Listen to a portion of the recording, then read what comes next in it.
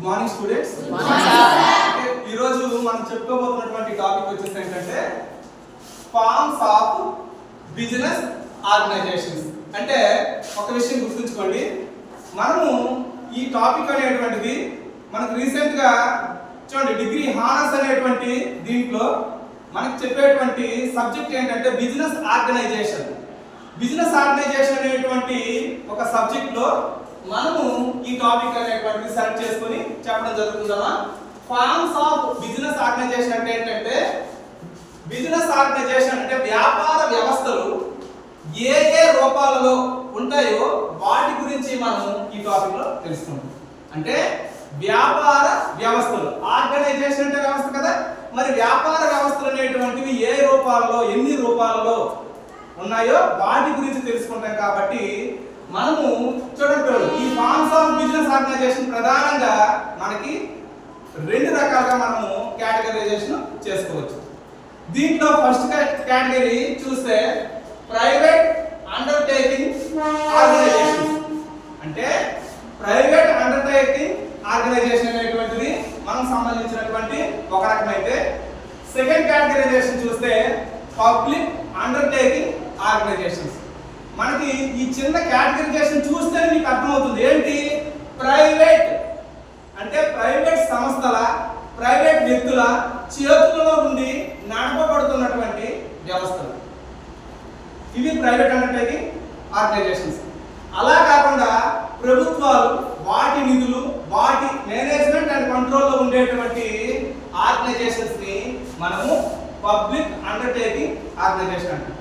అయితే ఇప్పుడు ఫస్ట్ మనము ప్రైవేట్ అండర్టేకింగ్ సంబంధించినటువంటి డీటెయిల్స్ తెలుసుకుంటాం. పిల్లలు ఒక్కసారి అబ్జర్వ్ చేయండి. ప్రైవేట్ అండర్టేకింగ్స్ అంటే సింపుల్ గా గుర్తుంచుకోండి, ప్రైవేట్ వ్యక్తులు లేదా ప్రైవేట్ సంస్థల చేతులలో యాజమాన్యం అంటే ఓనర్షిప్ ఉండాలి, దాంతో పాటు మేనేజింగ్ పవర్ ఉండాలి, అంటే నిర్వహించేటువంటి శక్తి అనేటువంటిది ప్రైవేట్ వ్యక్తుల చేతిలో ఉండాలి, దాంతో పాటు కంట్రోలింగ్ అజమాయిషి ఎవరి చేతిలో ఉంటుంది, ప్రైవేట్ వ్యక్తుల చేతిలో ఉంటుంది. అంటే ప్రైవేట్ వ్యక్తుల చేతుల్లో ఓనర్షిప్, మేనేజ్మెంట్ అండ్ కంట్రోల్, ఈ మూడు అంశాలు కూడా ప్రైవేట్ వ్యక్తుల చేతుల్లో ఉంటే అటువంటి ఆర్గనైజేషన్స్ ని మనం ప్రైవేట్ అండర్టేకింగ్స్ గా మనం చెప్తాం. ఓకేనా.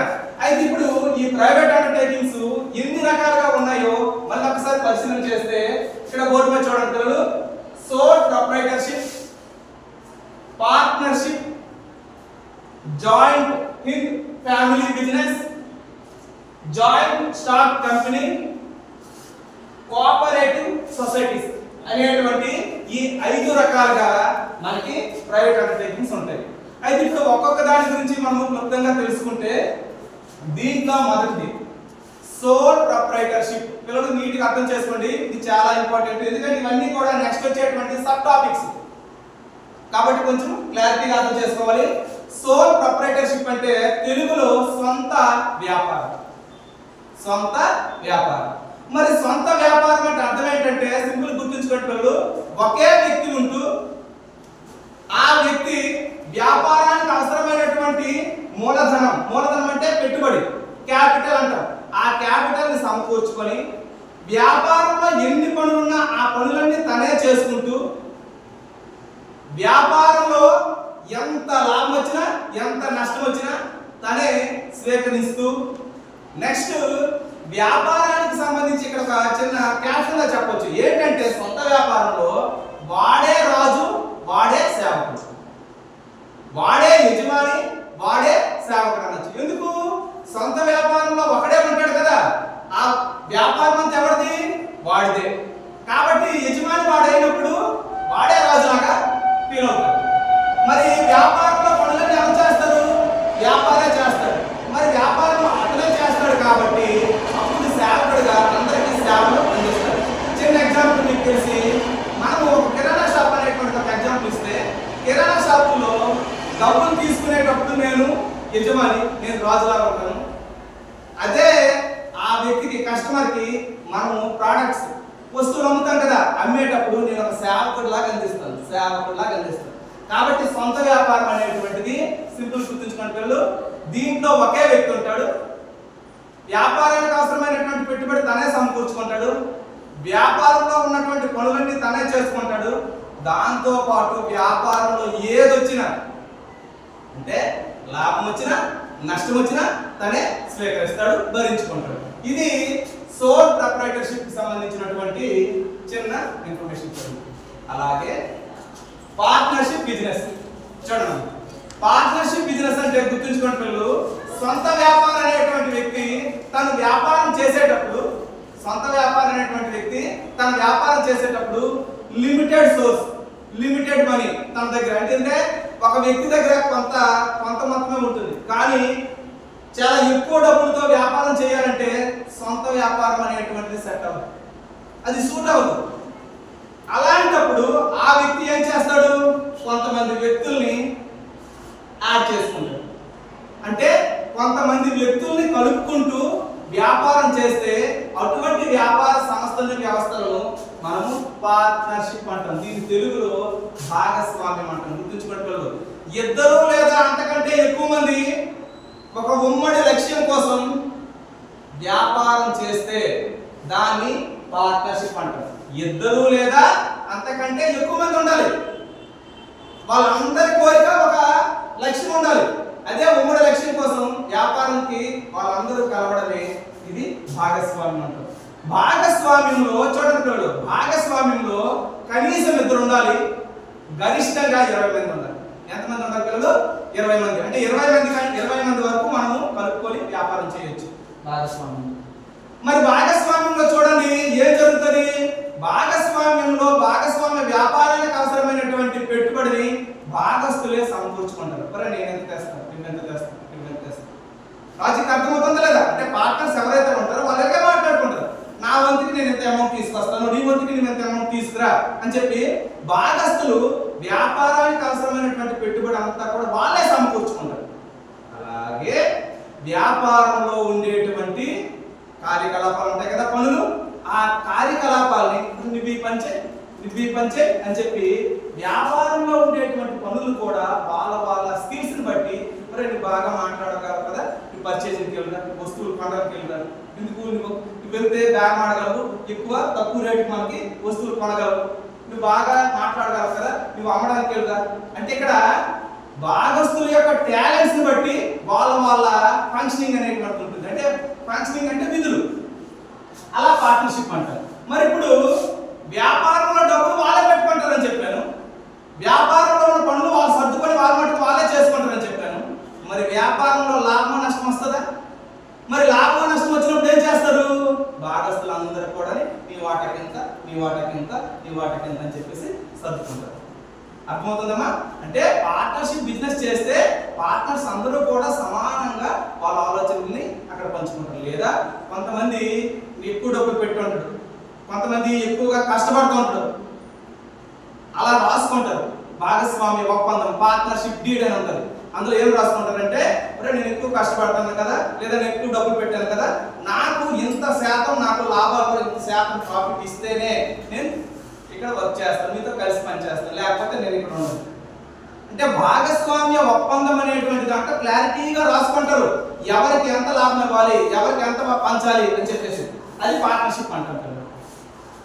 నెక్స్ట్ వన్ అబ్జర్వ్ చేస్తే పిల్లలు చూడండి, జాయింట్ ఇన్ ఫ్యామిలీ బిజినెస్. దీన్ని తెలుగులో ఏమంటామంటే ఉమ్మడి హిందూ కుటుంబ వ్యాపారం. ఉమ్మడి హిందూ కుటుంబ వ్యాపారం. ఇవి మనం చూస్తే మన రియల్ లైఫ్ లో చూస్తుంటాము, మన ఊర్లో కానీ లేకపోతే ఎక్కడైనా మనకు తెలిసిన వాళ్ళ దగ్గర కానీ కొంతమంది ఏం చేస్తారంటే వాళ్ళ తాతలు, వాళ్ళ తండ్రులు, ఇప్పుడు కొడుకులు, వాళ్ళ మనవలు, అలాగా వాళ్ళ వంశం అంతా కూడా బిజినెస్ లోనే ఉండిపోతారు. వాళ్ళు డివైడ్ అవ్వరు. అదే బిజినెస్ కంటిన్యూ చేస్తూ మనవలు, వాళ్ళ ముని మనవలు అందరూ కూడా అదే బిజినెస్ లోనే ఉంటారు. అలా చూడండి, ఒక ఉమ్మడి కుటుంబ వ్యాపారం లేదా ఒక ఉమ్మడి కుటుంబము అందరు కలిపి వ్యాపారం చేస్తే దాన్ని చూడండమ్మా, దాన్ని ఏమంటామంటే హిందూ ఉమ్మడి కుటుంబ వ్యాపారం అని చెప్తాం. దీంట్లో చూడండి, దీంట్లో వ్యాపారానికి డబ్బులు అవసరం వస్తే ఎవరు సమకూర్చుకుంటారు ఒకసారి ఆలోచిస్తే, ఒక కుటుంబానికి పెద్ద ఉంటాడా, ఉండడం అంట, వాడే తండ్రి. అతన్ని ఈ దీంట్లో కర్త అని పిలుస్తాం. అంటే ఒక ఉమ్మడి కుటుంబంలో ఎవరైతే పెద్ద తండ్రిగా ఉంటారో అతను కుటుంబానికి అవసరమైన, వ్యాపారానికి అవసరమైన అన్ని నిధుల్ని సమకూర్చుకుంటారు. అంటే వ్యాపారానికి అవసరమైన డబ్బులన్నీ ఎవరు తెస్తారు? కుటుంబ పెద్ద అయినటువంటి తండ్రి. అతన్ని కర్త అని పిలుస్తాం. ఒకవేళ ఇంటి దగ్గర లేకపోతే ఆ కుటుంబ కర్త ఏం చేస్తాడు? బయట అప్పులనే తీసుకొస్తాడు. నెక్స్ట్, మరి వ్యాపారంలో పనులు ఎవరు చేస్తారు? కుటుంబంలో సభ్యులు ఉంటారా లేదా? కొడుకులు, భార్యలు, కూతుర్లు వీళ్ళందరూ కూడా ఉంటారా లేదా? అంటే కుటుంబంలో ఉండేటువంటి వ్యక్తులందరూ కూడా ఆ కుటుంబ వ్యాపారంలో ఉన్న పనుల్ని సర్దుకొని వాళ్ళందరూ కూడా ఏం చేస్తారంటే ఆ వ్యాపారాన్ని కంటిన్యూ చేస్తారు. మరి వ్యాపారంలో ఏ లాభం వచ్చినా ఎవరి ద్వారా పంచుకోరు, అంతా కుటుంబానికే చెందుతుంది, కుటుంబంలోనే ఉండిపోతుంది. చూసారా, డబ్బులు తండ్రి బయట నుంచో ఎక్కడి నుంచో సంపాదించి పెడతాడు, పనులు ఉన్న కుటుంబంలో ఉన్న సభ్యులందరూ కూడా చేసుకుంటారు. మరి లాభం వస్తే ఆ కుటుంబమే తీసుకుంటుంది. ఇది ఉమ్మడి కుటుంబ వ్యాపారం. నెక్స్ట్ పిల్లలు చూడండి, ఈ ప్రైవేట్ అండర్టేకింగ్ లో ప్రస్తుతం కాలంలో మనుగడలో ఉన్నటువంటి అతి ముఖ్యమైనటువంటి సంస్థలు joint stock companies. Joint stock companies. Joint stock companies అంటే మరేంటి పిల్లలు? ఏవైతే మనకి భాగస్వామ్య వ్యాపారం పార్ట్నర్షిప్ లో 20 మంది కంటే ఎక్కువ చేయడానికి అవకాశం లేదు కదా. ఇక్కడ మాక్సిమం లిమిట్ ఎంత? 20. కనీసం ఇద్దరు, గరిష్టం ఎంత అని చెప్పారబ్బా? 20 మెంబర్స్ చెప్పారు. మరి 20 కంటే ఎక్కువ మందితో కలిసి వ్యాపారం చేయాలంటే ఇక్కడ ఏ వ్యవస్థను సపోర్ట్ చేయి? అర్థమవుతుందా లేదా?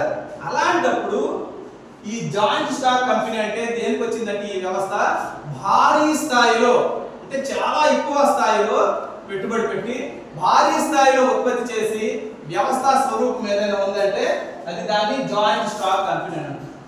ఈ జాయింట్ స్టాక్ కంపెనీలో చూడండి, ఎవరైతే పెట్టుబడి పెడతారో ఆ పెట్టుబడి పెట్టేటువంటి వ్యక్తులని మనం వాటాదారులు అంటాం. ఇంగ్లీష్ లో అయితే షేర్ హోల్డర్స్ అంటాం. ఏమంటాం పిల్లలు? షేర్ హోల్డర్స్ అని పిలుస్తాం. అంటే జాయింట్ స్టాక్ కంపెనీలో పెట్టుబడి పెట్టే వ్యక్తులు ఏమని పిలుస్తాము? వాటాదారులు, షేర్ హోల్డర్స్ అని పిలుస్తాం.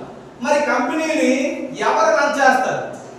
ఈ కంపెనీని ఎవరు నడిపిస్తారు? ఈ కార్యకలాపాల పనులన్నీ ఎలా జరుగుతాయంటే ఈ జాయింట్ స్టాక్ కంపెనీలో కార్యకలాపాలని నిర్వహించేటువంటి వ్యక్తులను మనము డైరెక్టర్స్ అంటాం. ఏమంటారు పిల్లలు?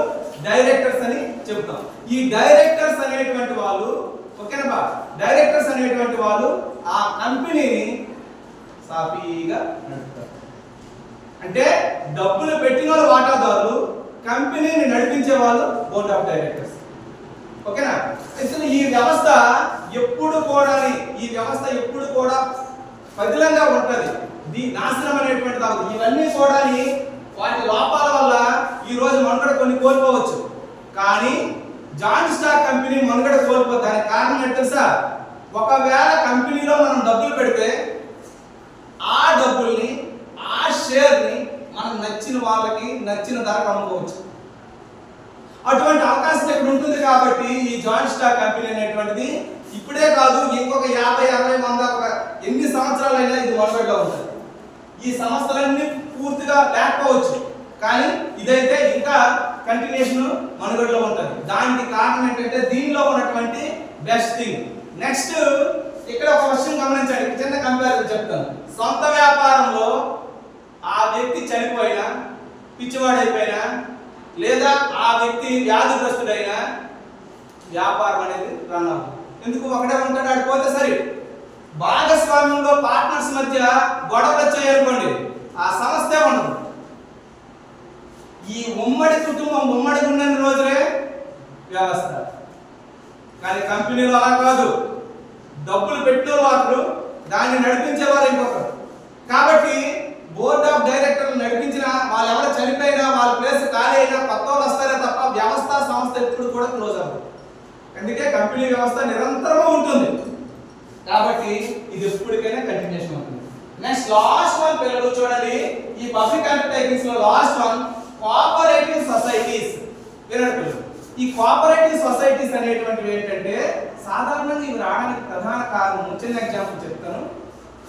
మనకి ఇప్పుడు ఇప్పుడు యాక్చువల్గా వర్షాకాలం కదా, పంటల సమయం కాబట్టి ఒకసారి ఆలోచించండి. రైతులు వాళ్ళ పంటల కోసం స్టార్టింగ్ లో విత్తనాలు కొంటారు, తర్వాత ఎరువులు కొంటారు, తర్వాత పురుగు మందులు కొంటారు, ఇవన్నీ కొంటారు. ఇవన్నీ ఎక్కడ కొంటారు? వ్యాపారస్తుల దగ్గర కొంటారు. మరి రైతులందరూ విడివిడిగా వెళ్ళి వ్యాపారస్తుల దగ్గర కొనడం వల్ల ఈ వ్యాపారస్తులు ఏం చేస్తారు? అందరు రైతుల దగ్గర కూడాని ఆ డబ్బులు దోచుకుంటారు. అంటే దళారీ వ్యవస్థ వల్ల రైతులు అనేటువంటి వాళ్ళు, వినియోగదారులు అనేటువంటి వాళ్ళు మోసపోతారు. అలా మోసపోకుండా ఉండటం కోసం ఏం చేస్తారు అంటే, ఈ రైతులందరూ, చిన్న ఎగ్జాంపుల్ చెప్తాను, రైతులందరూ కలిసి, ఒక ఊర్లో ఉన్న రైతులందరూ కలిసి తిన్నగా ఎక్కడైతే ఎరువులు డిస్ట్రిబ్యూటర్ ఉన్నాడో వాడి దగ్గరికి వెళ్ళి వీళ్ళు కొనుక్కున్నారు అనుకో, చవకగా దొరుకుతాయి. లాజిక్ అర్థమవుతుందా లేదా? కోఆపరేటివ్ సొసైటీస్ వచ్చేవే వినియోగదారులు వ్యాపారస్తుల దగ్గర, దళారీ వ్యవస్థల దగ్గర మోసపోతున్నారు అనే ఉద్దేశంతో ఈ కోఆపరేటివ్ సహకార సంస్థలు, సహకార సంఘాలు అంటాం. ఇవి ఏంటంటే వాళ్ళు సహకరించుకోవడం కోసం వాళ్ళకి అవసరమైన డబ్బులన్నీ వాళ్ళే సమకూర్చుకొని అవసరమైనటువంటి వస్తువుల్ని కొనుక్కొని వాళ్ళందరూ కూడా ఆ లబ్ధి అనేటువంటిది పొందుతారు. మరి దీంట్లో మెంబర్షిప్ ఎలా అంటే, సభ్యత్వానికి కొంత డబ్బులు కట్టాలి. ఇందులో ఎవరు కూడా వానరని, ఎవరు తక్కువని ఇందులో ఉండదు. ఇందులో అందరూ కూడా సమాన ప్రాతినిధ్యం ఉంటుంది. ఇది కోఆపరేటివ్ సొసైటీకి సంబంధించినటువంటి. దీంట్లో ఎన్నిక కూడా ప్రజాస్వామ్యబద్ధంగా, ఇక్కడ చూడండి అబ్బా, ప్రతి ఒక్కరు కూడా ఎన్నికవుతారు. ఇది ప్రైవేట్ అండర్టేకింగ్ సంబంధించినటువంటి ఆర్గనైజేషన్. ఇవి ఎందుకంటే ఒకసారి గమనించగలరు, మీకు విట్లాడితో అడుగుతాడు, ఏంటి అడుగుతాడు? వినియోగదారుల రక్షణ నిమిత్తం ఈ క్రింది వాటిలో ఏ వ్యవస్థ అయితే కరెక్ట్ గా ఉంటుంది, అప్పుడు కోఆపరేటివ్ సొసైటీస్ అని చెప్పాలి. అంటే ఇది ప్రైవేట్ అండర్టేకింగ్ సంబంధించి. ఇప్పటి వరకు చెప్పుకున్న ప్రైవేట్ అండర్టేకింగ్స్ అయితే, ఇప్పుడు చెప్పబోతున్న నీటిగా అంటారు public undertaking organisations. Public undertaking organisation అంటే ఇక్కడ పేరులోనే ఉంది పబ్లిక్. ప్రజల అవసరార్థం ప్రభుత్వాలు చేపట్టేటువంటి, ప్రభుత్వాలు ఏర్పాటు చేసుకునేటువంటి సంస్థలు, వ్యవస్థ. ఇవన్నీ కూడా ప్రజల సౌకర్యం కోసం, ప్రజల అవసరాల కోసం ప్రభుత్వాలు ఏర్పాటు చేసినటువంటి సంస్థలు. అయితే దీంట్లో మొదటిది డిపార్ట్మెంట్ ఆర్గనైజేషన్స్. నీటి వినటులు. దీంట్లో ఫస్ట్ వన్ ఏంటి? Department organisations. ఇవి ఎలా ఉంటాయంటే చూడండి, ఈ డిపార్ట్మెంట్స్ అనేటువంటివి మీకు ఇందాక చెప్పాను, దీనిలోనే చెప్పాను, చూడండి, ప్రజల అవసరాల కోసము ఒక ఐఏఎస్ క్యాడర్ ఆఫీసర్లని నియమిస్తూ కొన్ని డిపార్ట్మెంట్స్ ని ఏర్పాటు చేసి ఆ డిపార్ట్మెంట్ల ద్వారా ప్రజలకి సర్వీసెస్ అందించడం కోసమే ఈ డిపార్ట్మెంట్ ఆర్గనైజేషన్స్ ఉంటాయి. మీకు రైల్వే అనేది ఇది ఒక డిపార్ట్మెంట్. రైల్వే అనేది ఈ కేటగిరీలోకి వస్తుంది. రైల్వే తరఫు ఫండింగ్ ఎవరు పెడతారు? గవర్నమెంటే పెడుతుంది.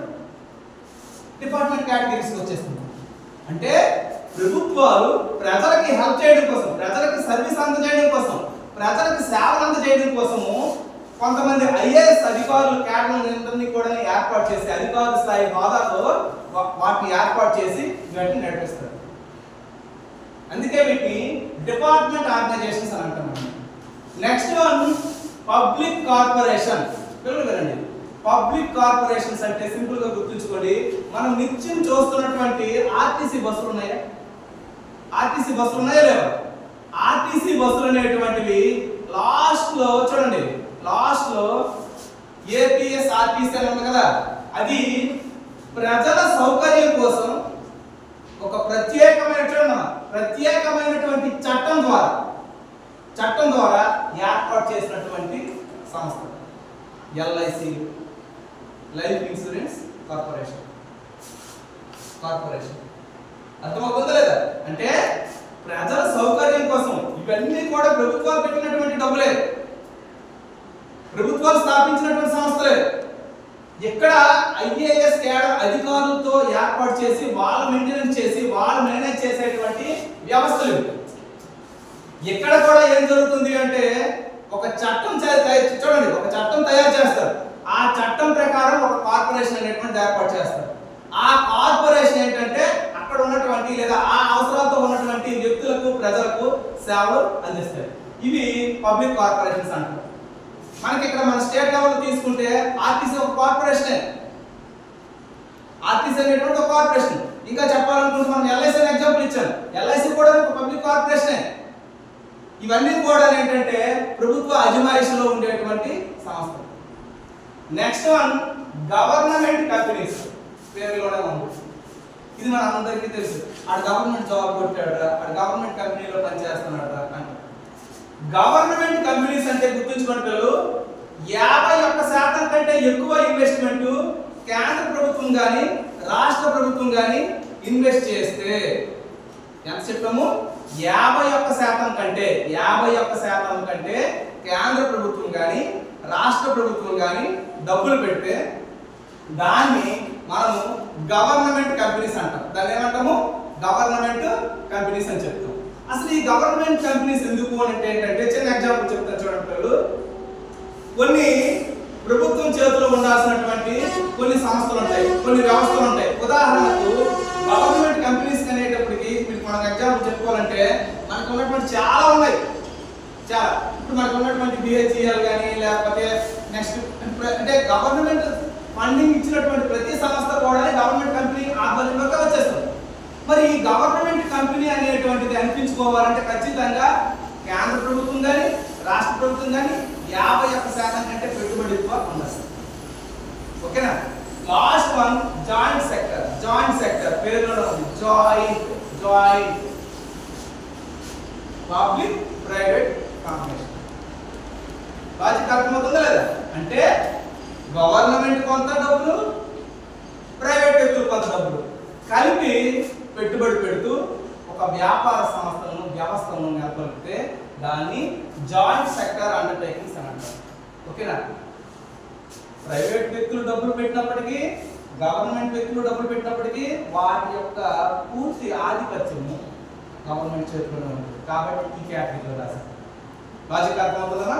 అంటే ఇక్కడ వినండి, జాయింట్ సెక్టర్ అనేటువంటి సందర్భం ఎలా ఉంటుందంటే ప్రభుత్వాలు మరియు ప్రైవేట్ వ్యక్తులు వీరిరువురు మధ్య కూడా ఈ ఆర్గనైజేషన్ అనేటువంటిది నడవడం జరుగుతుంది. కాబట్టి దీన్ని జాయింట్ సెక్టర్ అండర్టేకింగ్స్ అని అంటాము. ఓకే పిల్లలు, ఇంతటితో వివిధ రకాలైనటువంటి వ్యాపార వ్యవస్థలు